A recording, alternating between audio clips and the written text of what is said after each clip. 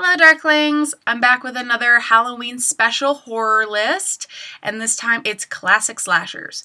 So most of these names, most of these titles, most of these boogeymen figures have been known to you since childhood, because I know that is what happened to me. And I have known of these movies since I was little and didn't watch them until I was much older. Some I didn't like upon the first watch, some I absolutely loved. All of them I love in some respects now. And slasher is definitely a very popular genre of horror because so many people really got into it, and it's good for 80s fanatics. So kind of the beginning of the slasher genre would be this little Canadian film, Black Christmas. Even though this isn't really a part of this list, this is a movie to keep in mind because it kind of started the whole slasher tropes and was definitely seen by John Carpenter when he did the first true slasher film, Halloween.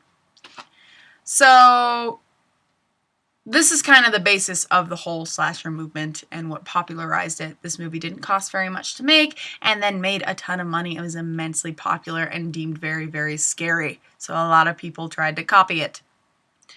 The first one introduces and stabilizes a lot of those really famous tropes, such as the final girl and the whodunit and the all kinds of crazy stuff, and finding a lot of importance in the score of your film.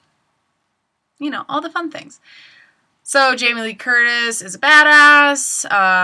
The theme song is very important. It was my ringtone for a long time. And Deborah Hill's screenplay is pretty damn good.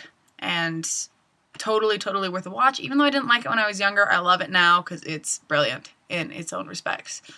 It helps to have some understanding of the 70s, but it's not really required. So the next one, the second one, was watchable and definitely a good sequel that answers a couple of questions that were kind of up in the air, like what the fuck is going on? But doesn't answer them so much that you lose the mysterious figure of Michael Myers and turn him into a more human figure instead of the boogeyman figure that he's supposed to be. And this is the only one in the series that takes place the same night as the previous one. Totally worth a watch. The third one does not have Michael Myers in it, has absolutely nothing to do with Michael Myers, but goes a little bit into the background of Halloween, of Samhain, of All Hallows, of all of this like spooky crazy shit and this like world dominating power of these evil Halloween masks.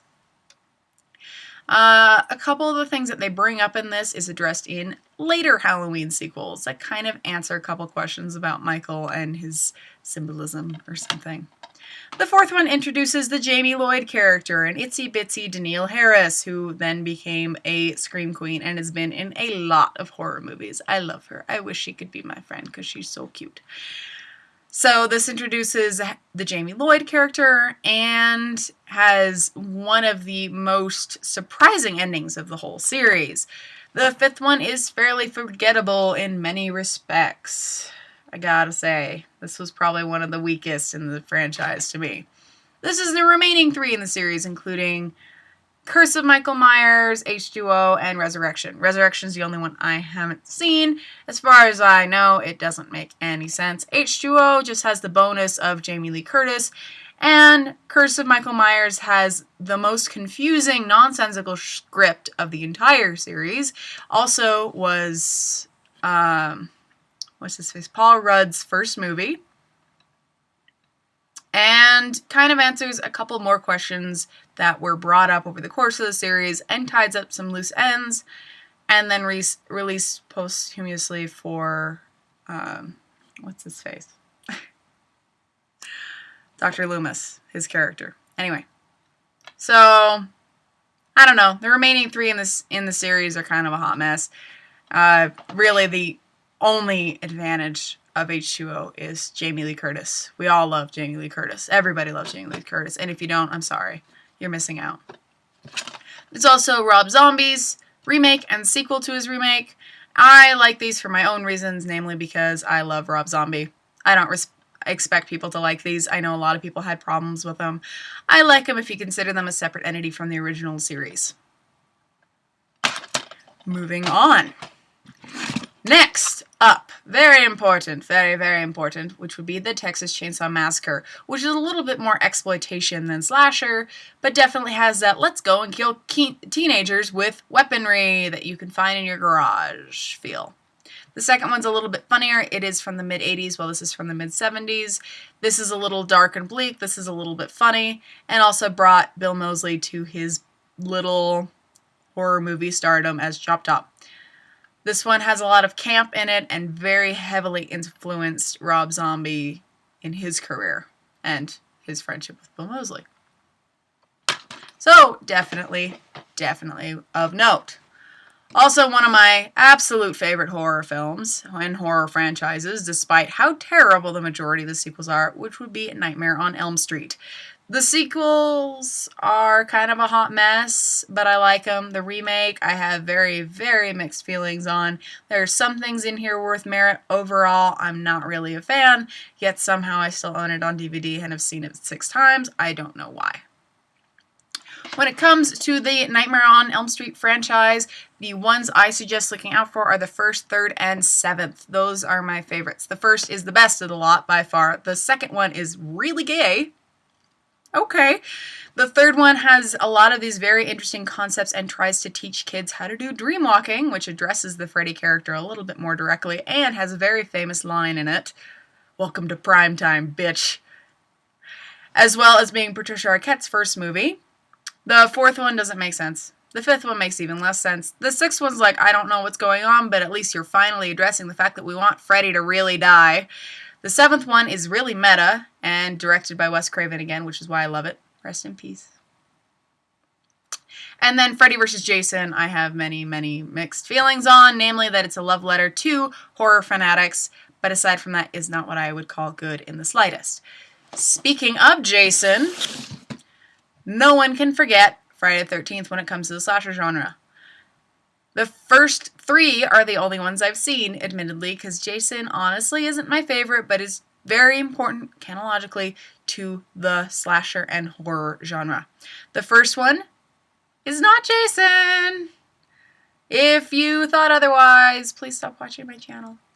The second one is worth a watch because Jason is the main bad guy, and the third one, with its horrible, campy, ridiculous 3D, which I hate, is when he gets his hockey mask, and I haven't seen beyond that, but I know it just gets progressively weirder and more nonsensical, with more deaths towards teenagers, because, you know, then he goes to Manhattan, and he goes to space. I don't ask questions anymore. All these things have happened. I'm also weird in that I do like the remake for several reasons, one of them being Jared Padalecki. And most of them have to do with it is a summer teen scream and holds true to that original formula, even if it is not a good film. It's fun and gross and ridiculous. So definitely have to look into the Friday the 13th series. The first one's probably the best done and features makeup work from Tom Savini, one of my favorites. And yeah, no, I have too many mixed feelings on this to be able to say accurately. Anyway, moving on. So big ones such as Michael, Freddy, and Jason led to a bunch of slasher film copycat films throughout the 80s, some of which were decent, most of which were really terrible.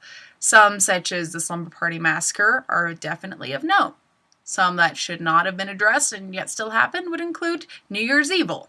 Things that are of note that I happen to have on DVD are April Fool's Day and My Bloody Valentine. There's also bigger, infamous ones such as Prom Night and Silent Night, Deadly Night, which was mostly infamous because of its campaign, and a bunch of mothers made sure it was pulled from theaters less than 2 weeks into its original airing, which is interesting. It's also filmed near where I live, whatever.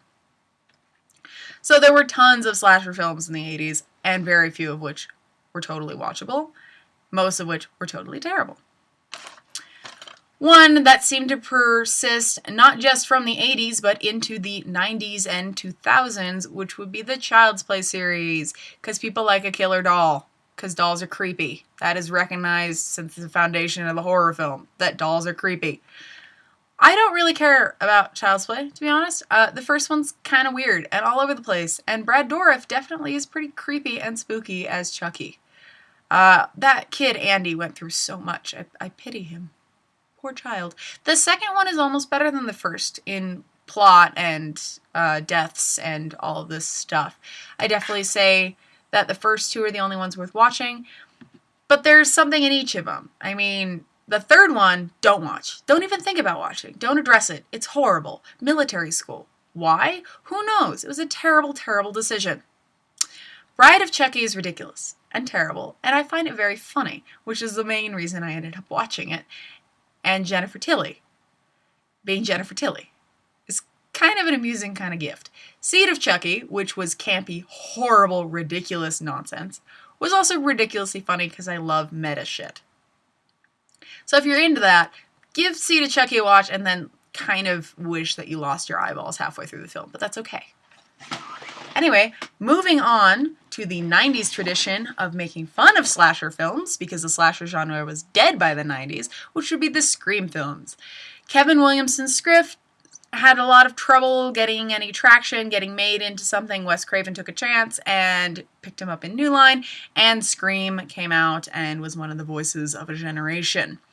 90s horror and 90s humor kind of converge very, very smartly in the first film, because the majority of the 90s seem to be meta-awareness, and contemporary humor includes addressing a lot of common things, like dropping brand names, referencing celebrities, all that fun stuff that the 90s made popular, and is now being popular again because the 90s are popular now. So, first one is very good. Definitely addresses a lot of classic tropes within the slasher genre. The second one is also fairly good. I was kind of surprised that the sequel held up, considering the power of the first one. The third one, I would say, is the worst of the lot, but there's still some things in it that I consider noteworthy. So it's totally worth a watch. I liked the fourth one. This is the only one I saw in a theater when I was still in high school. I was just properly getting into horror films, and I really did appreciate it. So it's totally worth the watch. Anyway, since this video has run quite long, the last one on this list is going to be Urban Legend. So this kind of took after the same model that Scream proposed, which is a bit of meta-awareness horror, which I greatly appreciate. Plus they used a lot of kind of like teen-friendly stars that was really popular for that time frame, such as Rebecca Gayheart and Jared Leto and Tara Reid, and Danielle Harris showing up as the goth roommate. And they kind of just make a point of mentioning all of these classic urban legends, and then they start happening. Ooh. And it's got that fun whodunit feel. So this is kind of one that's often skipped over and shouldn't be. The second one, however, Urban Legends, the final cut, it's not really worth the watch at all. Like, not even a little bit. So, there's that. So, one I do not have on DVD, but I kind of consider a bonus, even though it's quite different from the rest of the things on this list, would be The Town That Dreaded Sundown. So this is kind of a peculiar faux documentary slasher from the mid-70s that is telling a true story, even if several things were changed, which is about the Texarkana massacres in 1946. The only reason why I really bring this film up, especially directly after Urban Legends, is because it started the Hookman legend. It started the several of these urban legends in America, such as the killers inside the house. And it was just several people were killed inside of this small town on the border of Texas and Arkansas called Texarkana, and no one ever caught the killer. And it was a big deal, and it freaked out the entire country, not just that tiny town.